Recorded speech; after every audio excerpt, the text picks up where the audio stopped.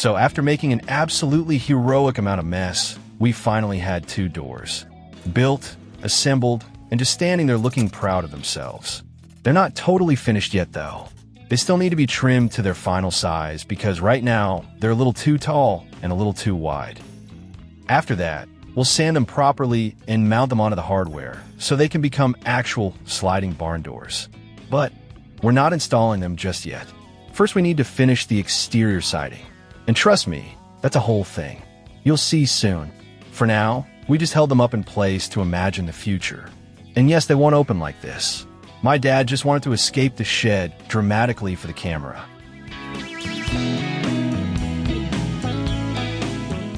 With the doors on pause, we moved on to something new, planning the inside of the workshop.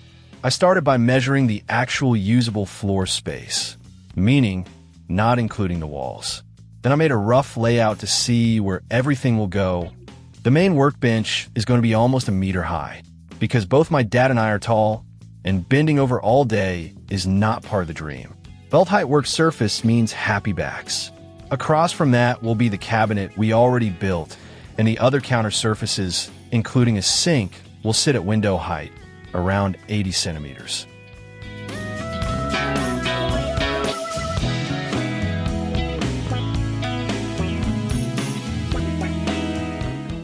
The first thing we're building is the tall workbench on the left. It's basically a big frame with 8 legs holding it up, reinforced with beams, plus aluminum rails later for drawers.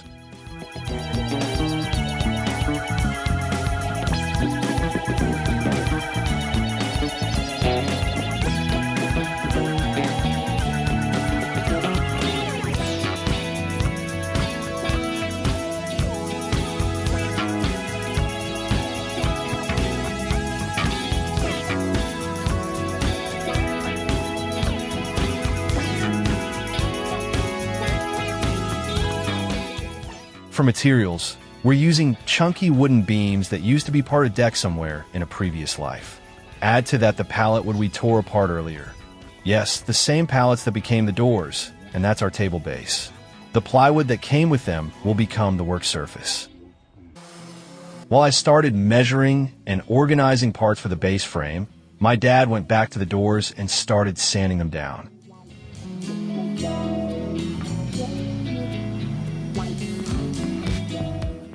I focused on prepping the beams for the legs.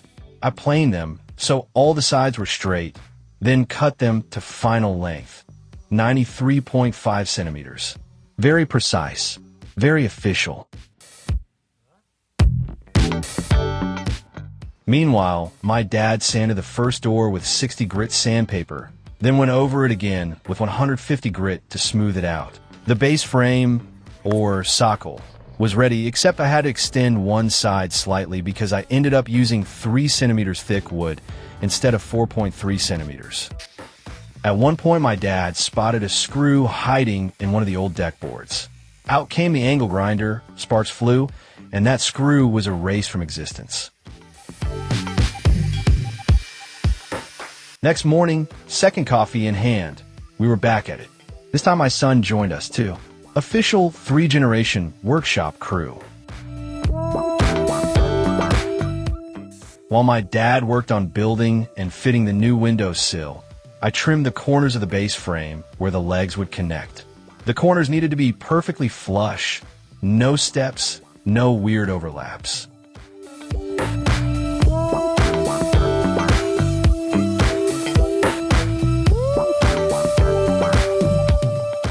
The oscillating multi-tool handled the rough cuts, and I cleaned everything up with a chisel.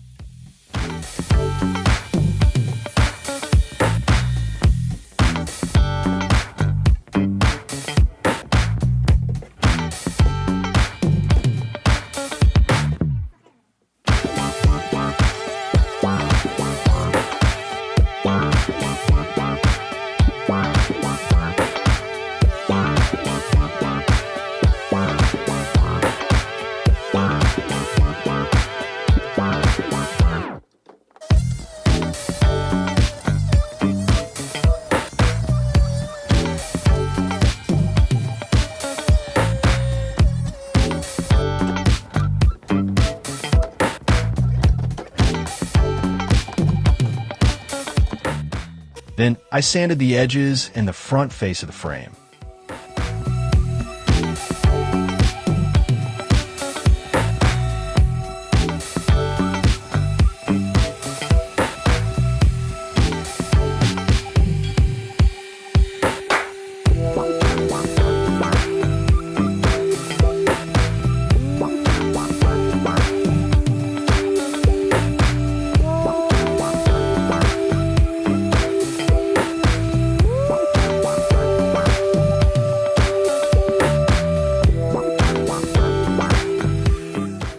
According to the plan, the corner legs sit right on the corners of the frame, but extend all the way down to the floor. So I marked every leg, where to cut, what to remove, what stays. Double-checked everything. 8 legs total.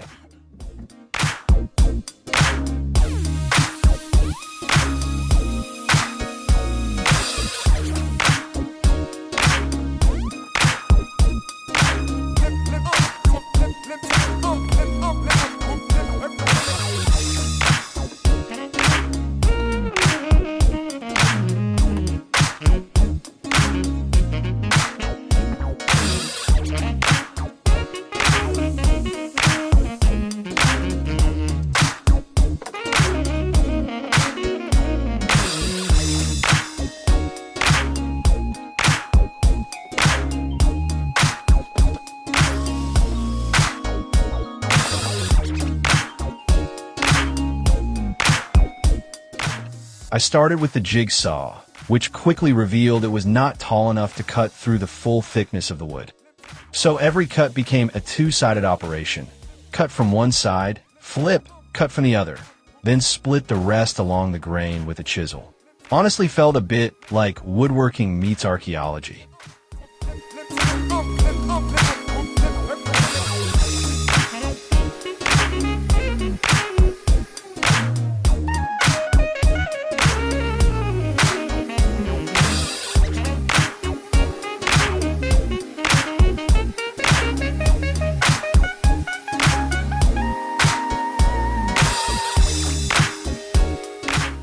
In the background, my son was sanding the second door with 60 grit.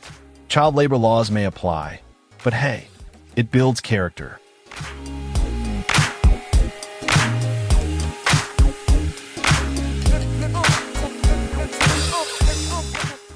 Once I figured out the best cutting direction, the rest of the legs went much faster.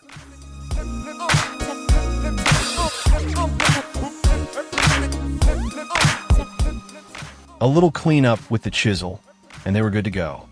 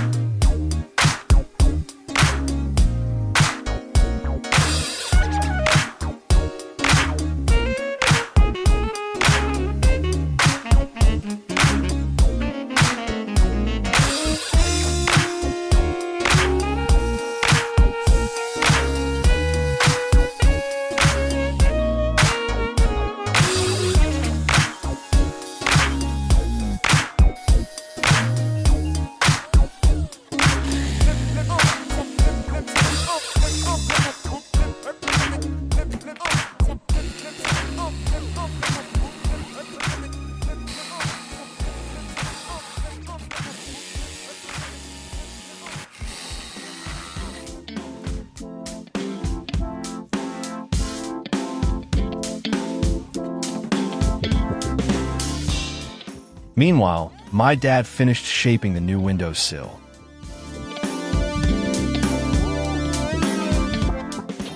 Super important detail here. The sill has to sit under the drainage holes of the window frame and slope slightly outward so rainwater actually drains away. Then came the sealant.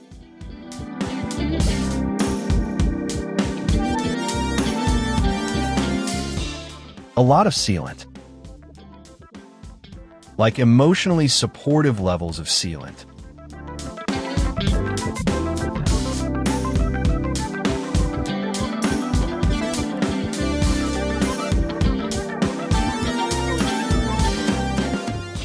He pressed the sill into place and smoothed everything out with soapy water for a clean finish.